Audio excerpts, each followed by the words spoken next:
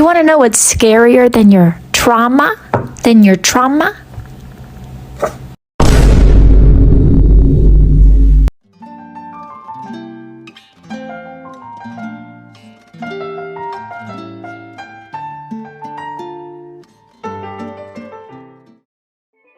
I can't believe I have to make a video addressing this, but it turns out that some people are still living in 2020.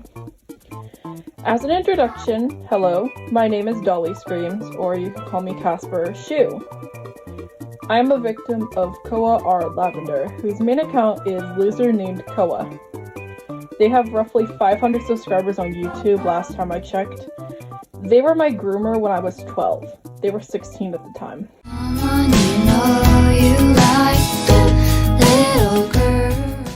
For context of our relationship, I met Koa when I was roughly 11 or 12, where I recently struggled from another toxic relationship and soon a breakup.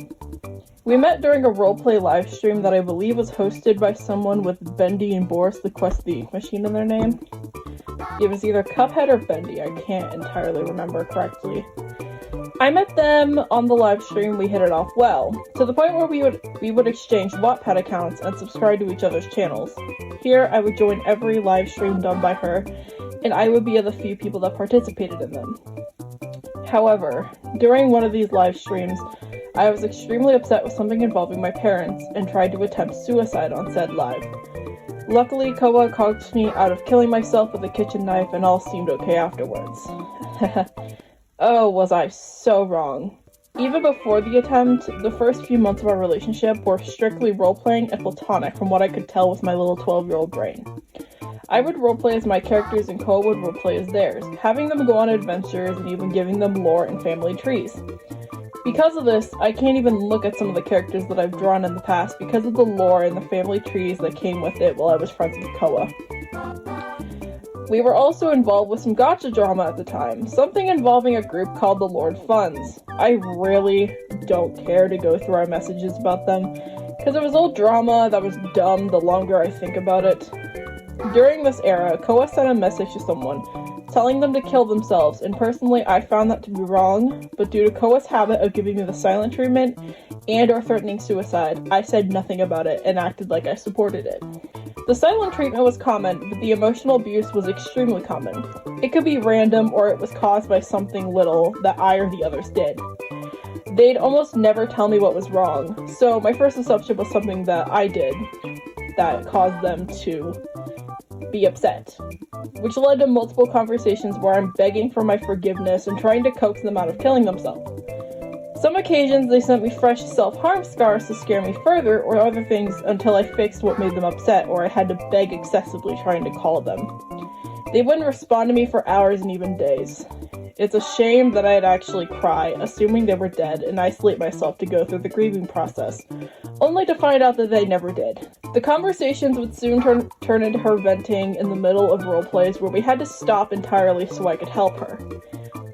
The roleplays were typically the same. A few of them had, some interesting themes. I vividly remember one of them being about my OCs being trafficked and raped by one of their OCs.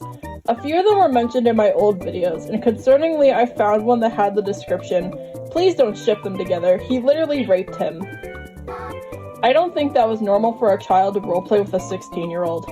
I sadly do not have any evidence of the roleplay because at the time I would contact her on my school computer and they would forget to filter their language, causing it to be blocked.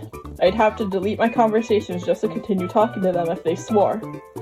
Oh, and speaking of school, they were the reason my grades and my mental health dropped significantly.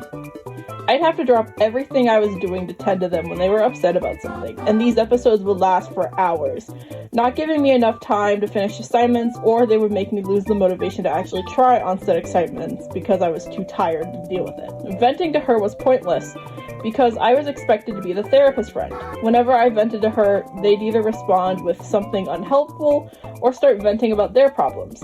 Because of them, I had a rough time fully opening up because I expected something unhelpful and I'd hold in my emotions, lashing out at others in my school. Eventually, my lashing out problems began to affect our relationship. I would get irrationally angry over the littlest things that they complained about. Mainly, it was targeted at whatever they were complaining about, but Koa would blow it out of proportion, and would resort into me having to force my anger back to comfort her and beg for her forgiveness. I had no feelings when I was around Koa. I was just a little kid who felt forced to comfort someone older than them every time something upset them. I believe that this was about the time I began to show symptoms of borderline personality disorder. Eventually, they confessed and they had feelings for me when I was possibly 13. Of course, I happily accepted the relationship, unaware about how creepy the 4-year age gap was. They hardly expressed how much they actually loved me, and venting just continued, with the suicide threats as well.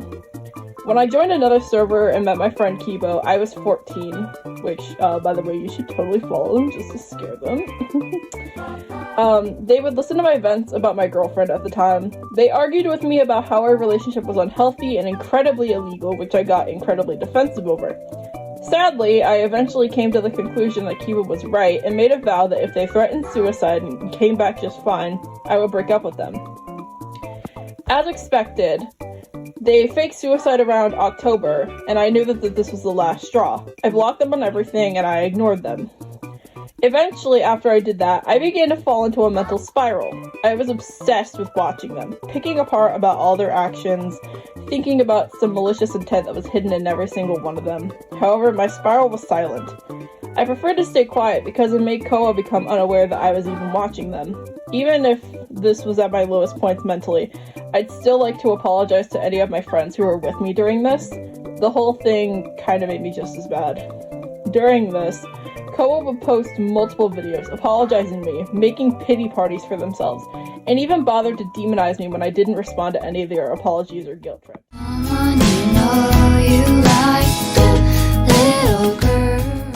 Two years ago, I made a video exposing Koa for almost everything that they've done to me throughout our relationship and how they openly admitted to being a pedophile 3 times, obsessed over me, and even after I cut ties, made several videos about me to the point where they claim that they wish they didn't save me from my suicide attempt.